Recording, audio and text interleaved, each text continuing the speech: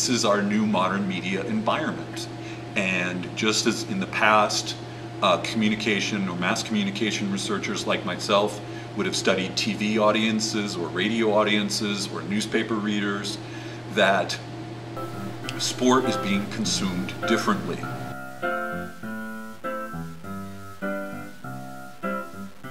I'm a new soul, I came to this strange world hoping I could learn a bit about how to give and take. But since I came here, felt the joy and the fear, finding myself making every possible mistake.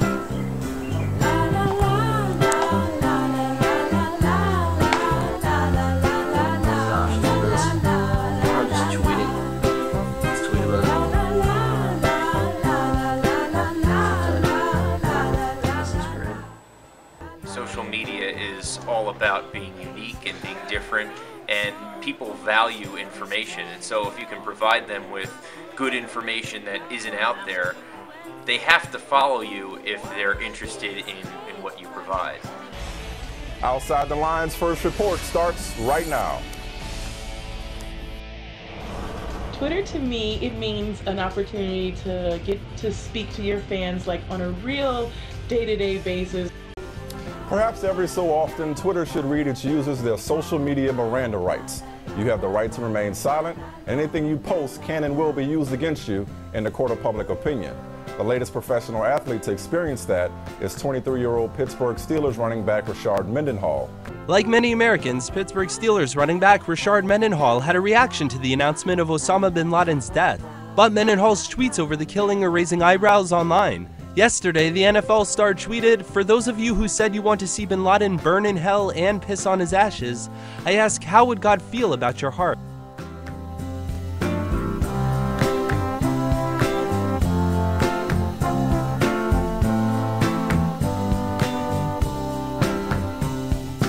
This is a happy end, 'cause you don't understand.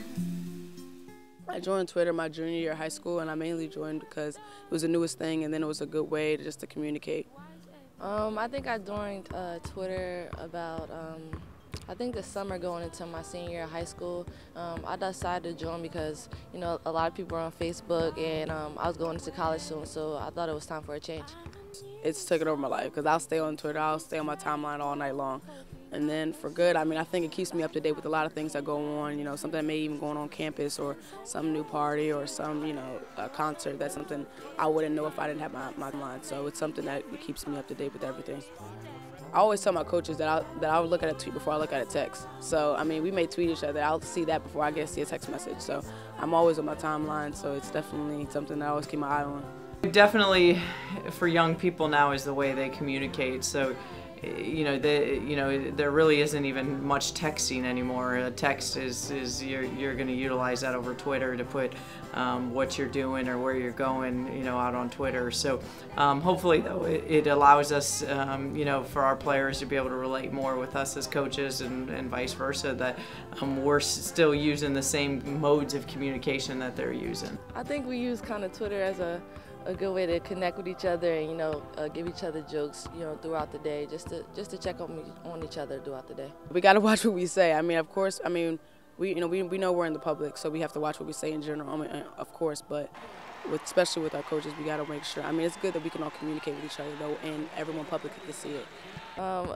Coaches as well, they send us a lot of quotes and, just check up on us throughout the day with that too.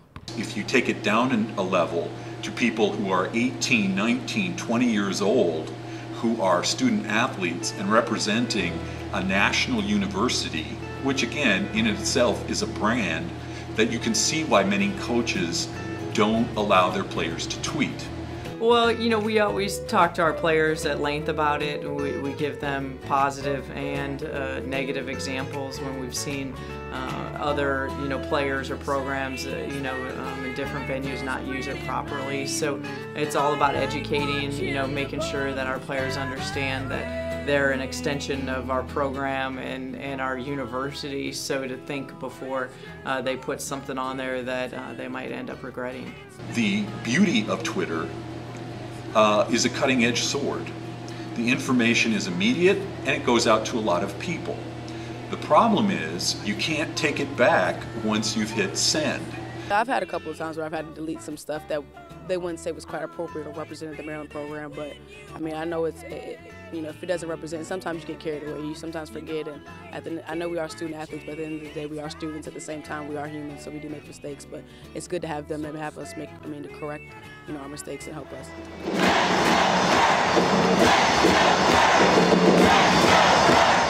I think it gives them a better look of who we are outside of the basketball court. I mean, that's mainly what everyone sees, and for them to be able to interact with us and we could be able to retweet them and then to talk to them, and it just makes it that much more fun, to see what they see and to be able to talk to people that this is what we do it for.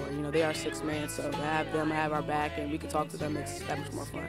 And if you look at it from the fan side, typically we think of fans as being inactive and not participating. And to a degree that's correct, but if you look at fan behavior, consuming sports is very emotional. When you look at people at a game where they're standing up cheering, they can do this at home too while they're watching on television. Also part of that emotion is part of their connection to the team and to like-minded people. It's really neat for our fan base. I've had a lot of supporters come up and say, oh, hey, how's your son? I read this on Twitter, or, great news, we read this on Twitter about your program. So, definitely, again, an easy way for us to be able to give information and access to our program just in a quick manner. Not only do basketball fans follow us on Twitter, but lacrosse fans, soccer fans, every sports follows us on Twitter. Wrestling and women's lacrosse and water polo, field hockey, we all, retweet and kind of brand each other. And I think, that's even more exciting is when you can brand your athletic department, you can brand your university, bigger picture. That's what it's all about. Our fan base isn't as strong as we possibly would want it to be, so the fact that we have a lot of relationships with a lot of students on Twitter can help them, understand, okay, we have a game today, and they may not even know it. So we kind of, try to post stuff and just makes everybody aware that when we have games and when to come out and support us and when we really need that sixth man. Twitter for the better. I just think we make it more interactive with other people. I think that's what makes it so great is that we can just talk to the fans and they can talk to us and we can hear where they're coming from and what they like, and it's good just to have, to hear their voices sometimes and have their support. I recently just suffered, my grandmother just passed away, and I posted on Twitter, and it was crazy the feedback that I got from the support of and mainly were a lot of Maryland fans. So it just helped to have their back, and they had to support me, and I'm just thankful to be a part of it. Thankfully, I had my coaches and my teammates to get me through it, but even to have Maryland fans to hit me up and just say, send their condolences, it means the world to me.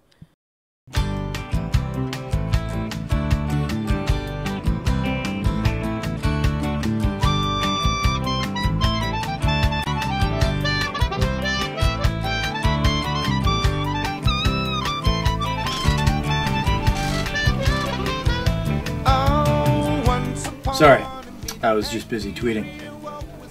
Great story today. This just off the press, Jabbar Gaffney will be released or traded prior to the NFL draft. So we've got just a bit over 10 days. So very exciting news, very intriguing stuff. Actually found that out today before it broke by Kevin 980 of Kevin Sheehan of ESPN Radio. I think social media for sports can be good. It helps people follow their teams more often. Like when you go on Facebook, you get updates automatically, show up on your newsfeed and stuff. Once we could only watch sports on television and only receive our sporting news via the radio or newspaper. Now we can receive scores. In fact, we can even follow games on our smartphones. So we can get sport anywhere, anytime. How did I join Twitter? Or why did I join Twitter? Let's see. Well, I felt it was important for me to know what the Washington Redskins were doing on a daily basis. Which, I got through the internet, but that wasn't enough. So we had to go to the next step. I needed to know by the hour. And Twitter was the only place that could provide that. just mainly Redskins or DC area sports, or? Obviously, that's the focus. Born and raised Prince George's County. But just big sports fan in general. My heart is with the Skins, but I don't discriminate. Big Hoops fan. Naturally a Kevin Durant fan of OKC. And that's probably my main focus. I would say 75 to 85% of the people I follow on Twitter are professional athletes. My friends probably make up the other 10%. And that's about the extent of my Twitter game. Many of us tend to self-identify. I'm a Terp, or I'm a Ravens fan. And by doing that, in what has become somewhat of a nameless, faceless society where people move about and don't have connections, it allows us a frame of reference that allows us to be part of a group. There is a negative aspect where it gets the fans sort of too involved in the players' lives, where like there's Twitter drama, like everyone's following people's Twitter and they say something that undermines the coach, then that ends up being on ESPN. Deion Sanders is a great character to follow. Not a big fan, obviously, but his tweets are also garbage. But I tend to follow them because he's always putting something up, and I just can't help myself but read it, even though I tell myself not to read it before I see it.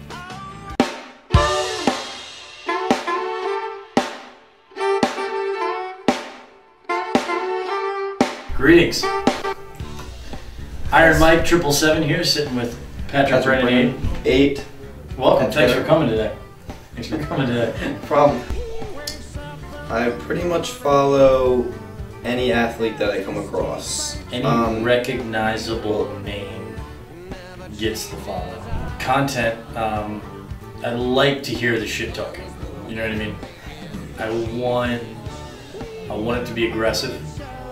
I want it to cross the line, and I want to hear about it on the radio and/or SportsCenter. In days past, you used to have reporters and broadcasters. They were the people that provided the news. Nowadays, sports fans have now become part of that dialogue. News is not a monologue anymore, it's a dialogue. And so when we put things on air, we don't just put things on air because we thought it was a good story. Now we have to figure out, do you think it's a good story? It's getting too many embarrassing moments for myself because I represent the Lakers no matter if I sit here or I'm somewhere else. Bynum embarrassed me last season and now this. I found it a win-win for myself when they get on it later than I've already seen. I'd rather see Scott Van Like Pelt. if they're like, oh, did you see what Rashard Mendenhall tweeted about, his political thing? And we're like, yeah, I saw that. Yeah, I saw that yesterday. Update your timeline. Exactly. Yeah. Right? But, it's good to let the people know that don't have Twitter. But once I found out that was going on SportsCenter, I immediately got a Twitter. I guess there's no Wi-Fi in retirement homes. You can't keep up.